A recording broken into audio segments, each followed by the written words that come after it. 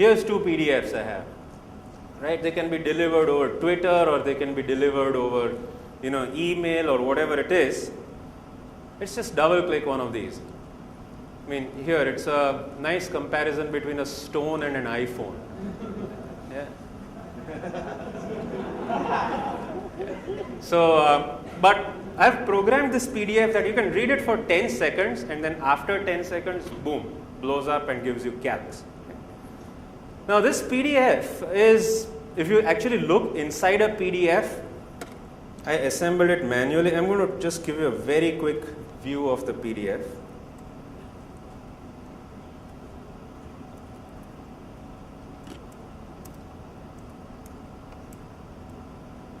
So here's a PDF. It's basically text with embedded images and JPEGs and whatnot.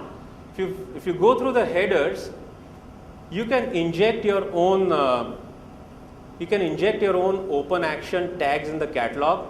This means that run action number 666. Action number 666 is a JavaScript object, and the JavaScript here is, you have all this shell code. It's the same shell code as I used to run calculator, but it's triggering an Adobe vulnerability.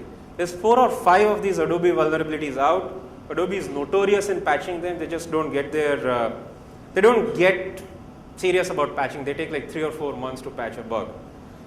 Now, it's very easy to defeat antivirus. I mean, this PDF, I actually emailed it to myself on Yahoo today.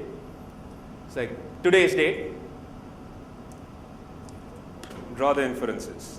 Not an antivirus. Confidence in a connected world. All right. Download the file and merrily use it. And this is what you're going to get if you use it. Simple. I mean, if you read through this code, all I've done is replace %u with woot woot, and then just replacing it in line. And then the attack vectors like, app.collab.getIcon is just replaced with this AAs and BBs. You can see I'm just replacing partial strings in here. This is enough to defeat the signatures. I mean, Greg and Fyodor were talking about the Russians guaranteeing you exploits that are not detected by antivirus. The moment not an antivirus picks up the signature, just change 2 or 3 bytes here and it's going to be fresh again. You can do that pretty easily. And even this is actually a multi-part exploit. This is an exploit that works for it's 2 exploits in one, the Adobe getIcon and Adobe collab email. And I can take a decision based on some variables, like if, hard to read my own code because I obfuscated it. But if my version is less than 7, then use bug number 1. Yeah, here. If version is less than 8, then do this. If version is greater than 8, do that. And you can like launch multiple of them in one. Last but not least, I mean, calcs and all is cool, right? I mean, there's no, that's funny, makes us laugh and all that. But let's talk about some real payloads, real badass payloads.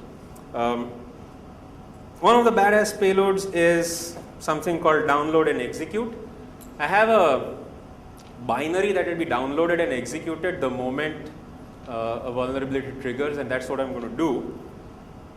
Now, rootkits are also getting history. Well, not history, they're changing shapes. Evolution is modifying rootkits. Your classic rootkits used to be network sniffers, keystroke loggers. I mean, if it's Andrea, then he doesn't need a rootkit, he just needs a laser gun and electrical circuits to trap your keystrokes, which is really cool. But you don't need any driver level stuff in rootkits anymore. Why? Because life exists only on the browser. The OS is useless. So if I can infect the browser, that's enough. And what I'm going to do is I'll just infect a toolbar. Inside the browser, I'm free to do anything. I'll trap all your keystrokes from the DOM. I'll monitor all your sockets. I'll just monitor all your DOM traffic and JavaScript events, and I get everything. And all this can happen in a nice ActiveX toolbar or a nice Firefox plugin or a nice whatever extender that you may have, which you can download and execute stealthily. So here's one. Keep an eye on this. What I'm going to do is show you a toolbar that we wrote, which will create a directory in this documents and settings administrator, a new directory, and capture everything over there. It could very well be transmitting it back, but just for demo purposes, it's capturing. And you have to manually turn it on, but otherwise you can program it to automatically turn on. So here's the same PDF which will force a download and install the toolbar. So again, back to Stone versus iPhone with a different payload. The moment it blows up, we will see a new directory being created over here. Okay, it's in the process of blowing up. There it goes, blown. And now, there we are, new directory called data capture. Let's see what's in that directory. Let's just surf around. I'll show what has now happened to Internet Explorer. You go to View, Toolbars. Okay, there's a hidden toolbar which we will now enable. We can unlock the toolbars to give you a better idea. So here's the toolbar. Now whatever I can do, let's say I go to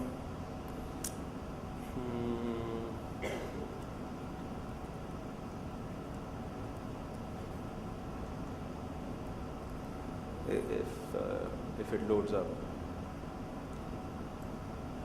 Okay, so it's loaded up. Everybody's on the free wireless. Okay.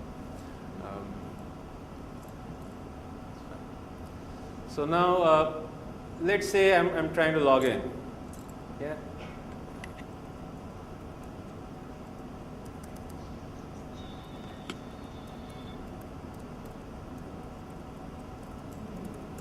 Okay, there. And I'm going to say capture data. Click. This is a one-shot capture. I can also do auto capture. Auto capture will capture everything as we go along. Try signing in. And let's see what happens over here. Here's a log file being built.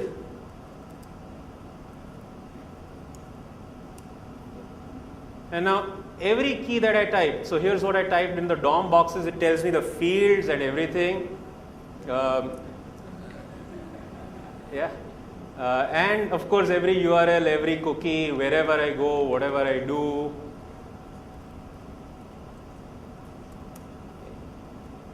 And so now we're going to hack in the box. And once the page loads up, there you say now you've gone to hack in the box and these are your cookies, all the Google ads and whatnot. So all this data can be captured. No antivirus is going to detect this. This not even a rootkit. It's not hooking anything. It just lives inside the DOM and grabs your browser where the sun doesn't shine.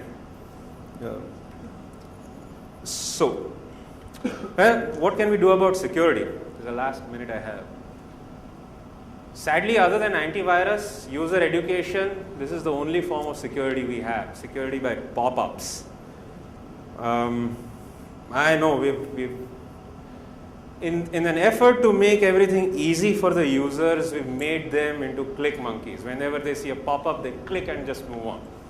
So we'll have to learn about some new things. Basically, this brings me to the end of my talk. Questions and comments or anything.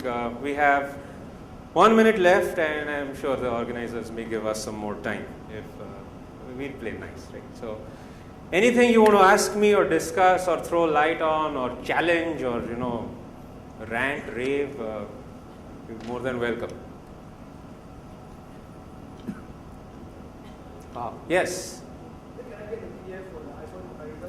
You want the PDF? Oh, sure, man. Just download it from the server, right?